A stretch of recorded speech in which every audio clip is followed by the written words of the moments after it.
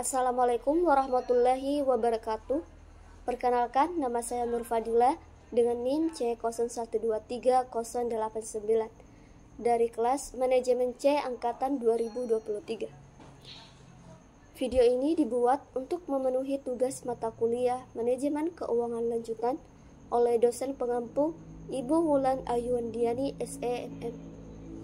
Di sini saya akan mempresentasikan materi manajemen keuangan lanjutan yang terdiri dari 7 poin. Poin pertama, ruang lingkup manajemen keuangan lanjutan. Definisi dari manajemen keuangan lanjutan adalah cabang dari manajemen keuangan yang lebih mendalam tentang prinsip dan praktik keuangan yang melampaui konsep dasar, yang hanya berfokus pada penerapan teori keuangan dalam pengambilan keputusan yang strategis dan kompleks, terutama dalam konteks perusahaan besar dan multinasional. Adapun aspek-aspek dari manajemen keuangan lanjutan, yang pertama, penganggaran modal. Penganggaran modal adalah proses analisis dan evaluasi proyek investasi jangka panjang secara lebih mendalam dengan menggunakan metode-metode yang lebih kompleks dibandingkan dengan penganggaran modal dasar. Hal ini penting untuk pengambilan keputusan strategis yang melibatkan jumlah investasi besar, risiko tinggi, dan dampak jangka panjang terhadap perusahaan. Aspek kedua, manajemen risiko keuangan. Manajemen risiko keuangan lanjutan adalah pendekatan yang strategis dan teknis yang lebih mendalam untuk mengidentifikasi, mengukur, memantau, dan mengelola risiko keuangan yang akan dihadapi oleh perusahaan, baik itu lembaga keuangan ataupun investor, yang berfokus pada penggunaan alat kuantitatif, teknologi canggih, serta pemahaman yang lebih luas terhadap pasar dan regulasi. Yang ketiga, struktur modal lanjutan, yaitu membahas cara perusahaan mengatur pembiayaan jangka panjangnya secara optimal dengan kombinasi utang, ekuitas, dan instrumen hibrida dengan mempertimbangkan risiko biaya modal, kontrol kepemilikan, serta strategi jangka panjang. Yang keempat, valuasi perusahaan lanjutan, yaitu pendekatan mendalam dan komprehensif untuk menilai nilai intrinsik sebuah perusahaan dengan mempertimbangkan faktor kompleks seperti risiko, pertumbuhan multitahap, struktur modal dan fleksibilitas strategis. Dan yang terakhir, keuangan internasional. Keuangan internasional adalah cabang ilmu yang mempelajari bagaimana perusahaan, investor, dan pemerintah membuat keputusan keuangan dalam konteks global. Fokusnya meliputi pergerakan modal lintas negara, manajemen risiko nilai tukar, investasi internasional, hingga sistem moneter global. Poin kedua adalah risk and return serta modal penilaian dalam sebuah investasi. Adapun definisi dari risiko adalah kemungkinan tingkat pengembalian atau return masa depan lebih rendah dari yang diharapkan atau returnnya negatif. Oleh karena itu, apabila kita membicarakan risiko investasi, berarti kita menganalisis kemungkinan tidak tercapainya hasil keuntungan yang diharapkan. Adapun jenis-jenis risiko, yang pertama risiko pasar atau market risk.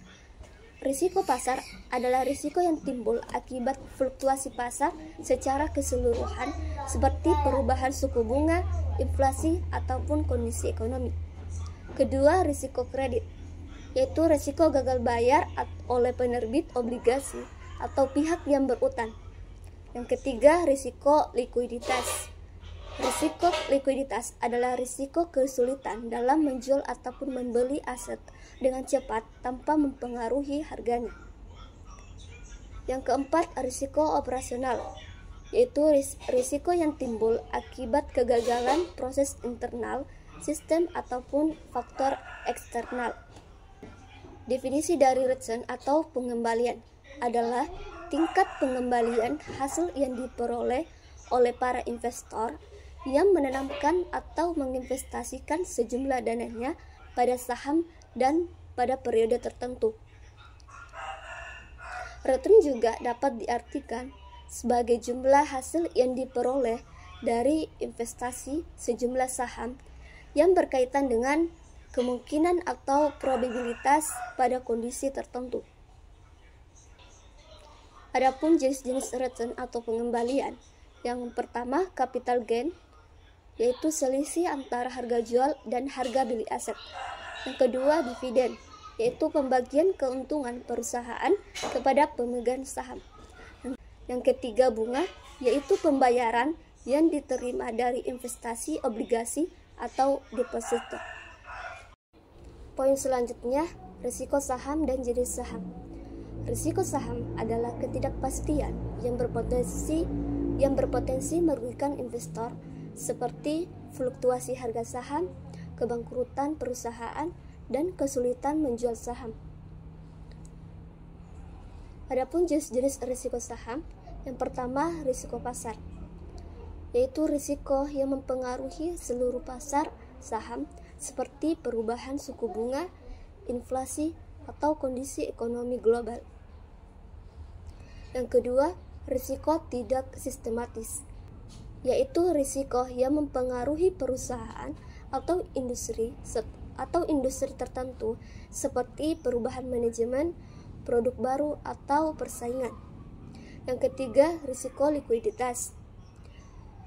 Risiko likuiditas yaitu risiko kesulitan menjual ataupun membeli saham dengan cepat tanpa mempengaruhi harga pasar. Keempat, risiko kebangkrutan, yaitu risiko perusahaan bangkrut dan pemegang saham kehilangan seluruh investasinya. Yang kelima, risiko inflasi, yaitu risiko bahwa tingkat inflasi yang tinggi dapat mengurangi nilai real dari return investasi saham, baik itu melalui penurunan daya beli maupun tekanan terhadap kinerja perusahaan. Selanjutnya, risiko forget delisting, yaitu risiko di mana saham perusahaan dihapus dari pencatatan di Bursa Efek Indonesia. Selanjutnya, risiko capital loss, yaitu risiko di mana investor menjual saham dengan harga yang lebih rendah dari harga beli. Adapun jenis saham secara umum yang terbagi menjadi dua jenis. Yang pertama, saham biasa. Saham biasa yaitu saham yang memberikan hak kepada pemegang saham untuk menerima dividen dan hak suara dalam rapat umum pemegang saham. Pemegang saham biasa memiliki klaim terakhir atas aset perusahaan jika perusahaan dilikuidasi. Adapun saham preferen, yaitu saham preferen adalah jenis saham yang memberikan hak istimewa kepada pemegangnya dibandingkan saham biasa, seperti prioritas dalam pembagian dividen yang tetap dan pembagian aset jika terjadi likuidasi perusahaan. Materi selanjutnya, risiko obligasi dan jenis obligasi. Risiko obligasi adalah surat pengakuan hutang perusahaan kepada pihak lain yang memiliki nilai nominal tertentu dan jangka waktu tertentu, atau waktu jatuh tempo serta perusahaan yang mengeluarkannya diwajibkan membayar bunga tertentu yang tertera pada surat tersebut. Adapun jenis risiko obligasi, yang pertama risiko suku bunga. Risiko suku bunga yaitu risiko bahwa harga obligasi akan turun ketika suku bunga naik, karena obligasi dengan kupon tetap menjadi kurang menarik dibanding obligasi baru dengan kupon yang lebih tinggi. Yang kedua, risiko kredit, yaitu penerbit obligasi gagal membayar bunga atau pokok. Semakin rendah kualitas kredit penerbit, semakin besar risikonya. Yang ketiga, risiko inflasi, yaitu inflasi akan mengurangi daya beli pembayaran obligasi. Bunga tetap dari obligasi bisa kalah nilai jika inflasinya itu tinggi. Yang keempat, risiko likuiditas, yaitu risiko bahwa obligasi sulit dijual dengan harga wajar di pasar sekunder, yang biasanya terjadi pada obligasi yang jarang diperdagangkan. Selanjutnya, risiko pasar, yaitu harga obligasi bisa turun karena kondisi pasar yang secara umum seperti krisis ekonomi, gejolak politik, atau sentimen negatif investor. Adapun jenis obligasi, yang pertama obligasi pemerintah yang diterbitkan oleh pemerintah seperti surat utang negara di Indonesia, yang dianggap relatif aman karena dijamin oleh pemerintah. Yang kedua, obligasi korporasi. Obligasi korporasi yaitu yang diterbitkan oleh perusahaan untuk mendanai kegiatan operasional atau investasi. Selanjutnya, obligasi daerah. Obligasi daerah yaitu yang diterbitkan oleh pemerintah daerah untuk membiayai proyek-proyek publik.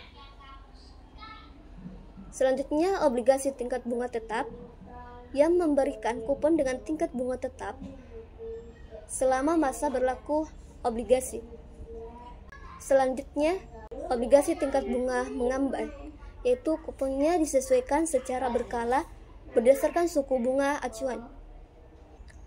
Yang terakhir, obligasi syariah, yaitu obligasi yang sesuai dengan prinsip-prinsip syariah, imbal hasil yang diperoleh dari bagi hasil atau margin keuntungan, bukan bunga. Materi selanjutnya adalah risiko reksadana dan jenis reksadana. Definisi dari reksadana adalah potensi kerugian yang mungkin dialami investor akibat penurunan nilai investasi reksadana. Risiko ini bervariasi tergantung pada jenis reksadana dan aset yang mendasarinya. Adapun dari jenis risiko reksadana, yaitu yang pertama risiko pasar, yaitu risiko ini timbul akibat fluktuasi pasar modal seperti perubahan suku bunga, inflasi, atau kondisi ekonomi global. Yang kedua, risiko kredit. Risiko ini timbul akibat gagal bayar oleh penerbit obligasi atau surat utang lainnya. Selanjutnya, risiko likuiditas.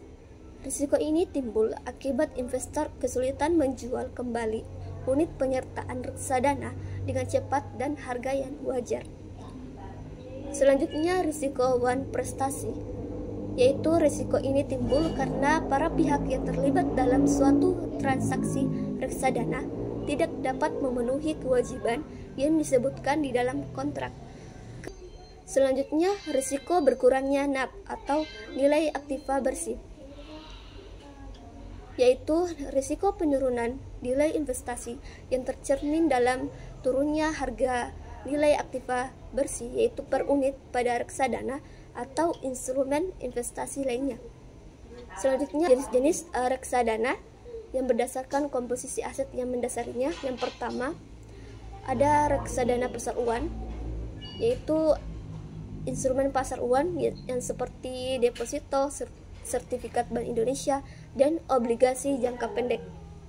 Selanjutnya, reksadana pendapatan tetap, yaitu aset, yaitu obligasi pemerintah dan korporasi, memiliki risiko menengah dan potensi keuntungannya menengah. Selanjutnya, reksadana campuran yang memiliki kombinasi saham dan juga obligasi dan memiliki risiko menengah hingga tinggi, potensi keuntungannya menengah hingga tinggi. Selanjutnya, reksadana saham, yaitu saham perusahaan publik yang memiliki risiko paling tinggi dan potensi keuntungan paling tinggi. Selanjutnya, konsep-konsep biaya modal.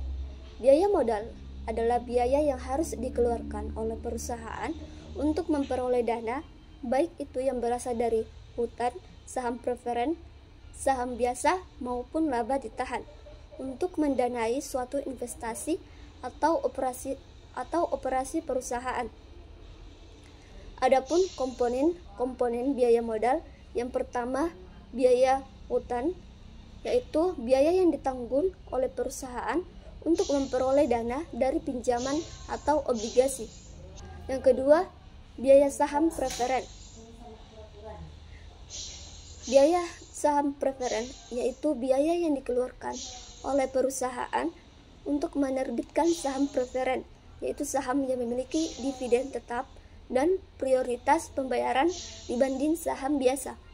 Dan yang terakhir, biaya saham biasa, yaitu biaya yang harus ditanggung perusahaan untuk menggunakan dana sendiri atau ekuitas dari pemegang saham biasa.